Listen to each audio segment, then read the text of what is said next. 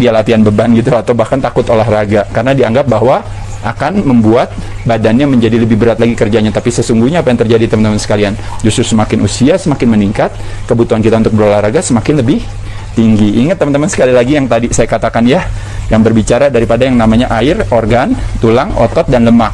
Semakin umur kita 30 tahun ke atas, biasanya ada kecenderungan otot kita turun kurang lebih sekitar 1%, gara-gara nggak dilatih.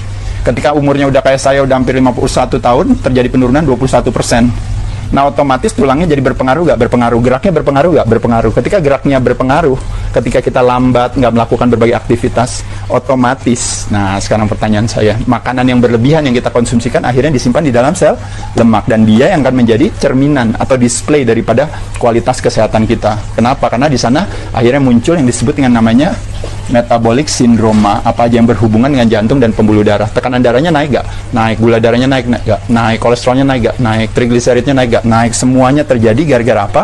Gara-gara terjadi yang namanya sel yang tidak sensitif lagi terhadap insulin, gara-gara mulai dari makannya, dan kedua, ototnya nggak pernah dilatih, karena otot adalah sebenarnya tempat pembuangan gula terbesar di badan kita. Bahkan gara-gara rajin ototnya dilatih, semakin tua justru kita bisa mengaktifasi yang namanya insulin reseptor di badan kita, sehingga jadi gulanya bisa dipakai langsung oleh si ototnya tanpa harus memaksa tubuh untuk memproduksi insulin lebih banyak lagi.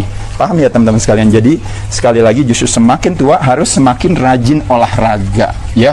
Ototnya semakin kencang, tulangnya semakin kuat. Tulangnya semakin kuat, aktivitasnya semakin tinggi ya.